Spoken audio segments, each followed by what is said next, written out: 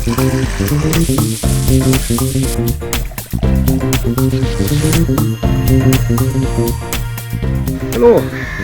fel arfer byddwn ni'n neud arbrofion yn y pentref gwyddoniaeth ar faes y Steddfod yn yr haf, ond dyw hynny ddim yn bosibl eddi, felly croeso i gyfres o arbrofion yn yr Ardd.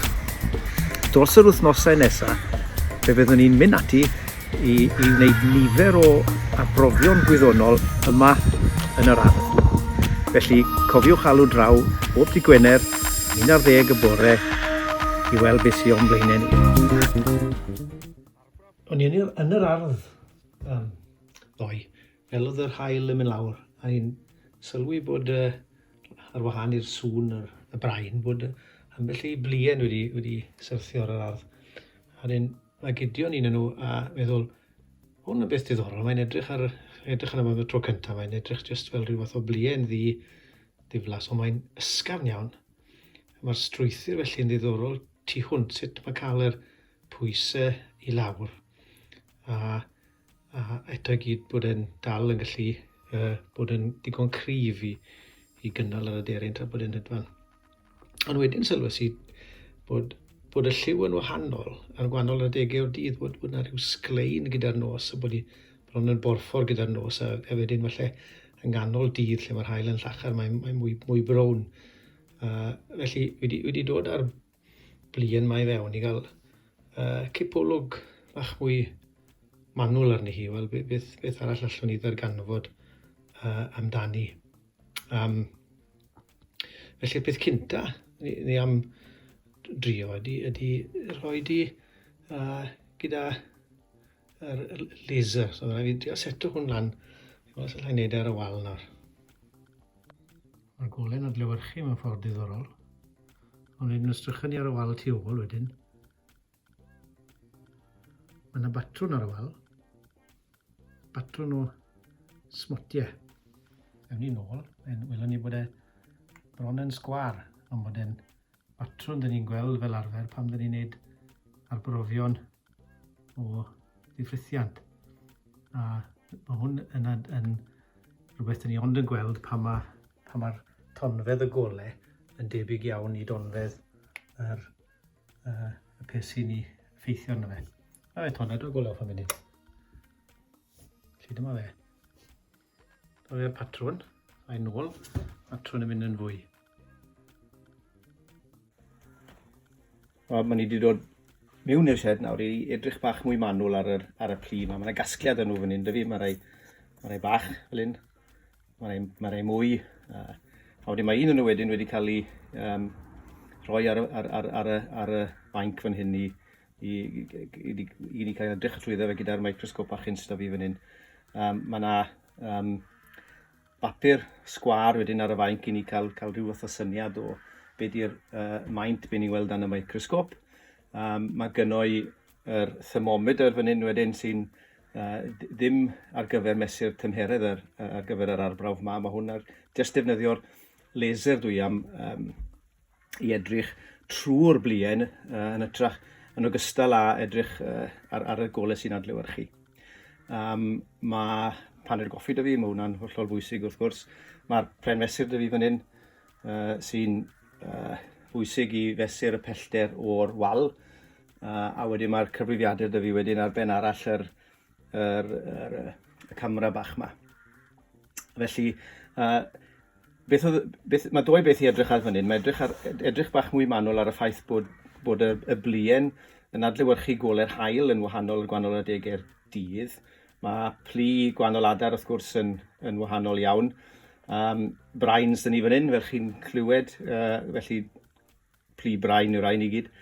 Mae'n gydweithwyr i yn y brifysgol yma yn Aberystwyth yn yr adran bywydeg wedi trio rhoi gwersi fi ar y wahanol mathau o bli a maen nhw'n rhyfeddol. A mae'n debyg bod y deinosoriaid hefyd a llawer ohonyn nhw yn bli i gyd yn ytrach na'r darlun arferol syni o ryw grocodeile mawr a croen lleder caled, ond mae pli oedd gen llawer ohonyn nhw. Felly mae'r adar wedi bod o gwmpas yn am amser hir iawn ar y ddaear, a digon posib bod nhw wedi esblygu mewn ffyrdd dyn ni ddim cweit wedi deall yn llwyr eto. Ond ta waith, arbrawf bach syml ydy hwn i edrych ar dau beth, edrych ar pam bod y blien mor ysgafn, a os na rhywbeth mwy ni'n gallu darganfod yn byti sut mae'r gole'n adlewyrchu neu yn mynd trwy'r blien. Felly, peth cyntaf allwn ni wneud yw edrych ar y golau sy'n mynd trwyddo. Na i gydio yn yr thermometer yma. Dyma fe'r thermometer, dyma'r golau fel mae fel hyn, a dyma'r golau sy'n adlewyrchu. Felly mae'r blien yn adlewyrchu'r coch yn effeithiol iawn. Ond os edrychwch chi ar y llun fyna, yn rhai llefydd mae'r golau'n dod trwyddo, a dyw e ddim yn dod trwyddo fel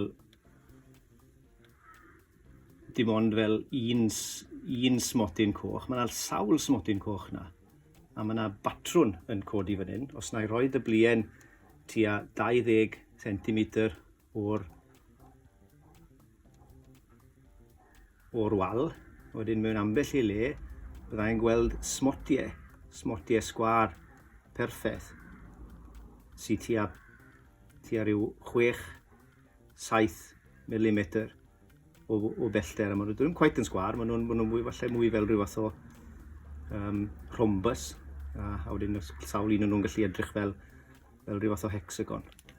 Felly mae yna batrwn fyna, a beth sy'n digwydd fan hyn yw bod ni'n gweld hwn, effaith hwn ydy diffreithiant, a mae hwn yn golygu bod yna rhywbeth efo'r patrwm rhombos yma yn y blien yn yr un ffordd a mae dyn ni'n edrych ar atomau o fewn crisial gyda pelydr X. Mae'r pellter fan hyn rhwng y pethau yn y plu, rhaid ei fod yn debyg i'r donfedd y golau. Donfedd y golau coch yma yw ryw 600 nanometr, felly dyn ni'n disgwyl gweld rhywbeth sy'n ar patrwm sgwar yma o dan y microsgop sy'n tua ryw micron neu 10 micron o faint. A dyma beth byddwn ni'n neud wedyn yn y labordy i astudio pethau fel bach fel deimentiau a graffin, a fyna mae'r grisialau tua ryw 2 nanometr. Mae'r graffin wrth gwrs dim ond un haen o atomau di hwnnw, a byddwn ni wedyn yn goffod defnyddio golau sy'n ar donfedd lot yn llai, sy'n agosach at nanometr, edrych na canoedd o fan nanometrau. Felly mae rhaid i ni ddefnyddio pelydr X neu electronau. Felly dyn ni'n neud yr un math o arbrawf o hyn o ddydd i ddydd i edrych ar y pethau rhyfedd yma sy'n fach iawn. Felly dyna ni. Gawdewch ni edrych o dan microsgop. Os na i symud yr camera draw. Wedyn dyma'r llun ar y sgrin, a beth sydd gynnon ni fan hyn yw mae gynnon ni strwythurau sydd wedi cael ei sy'n mwyaf dwys fan hyn, sy'n adlewyrchu'r golau yn gryfach.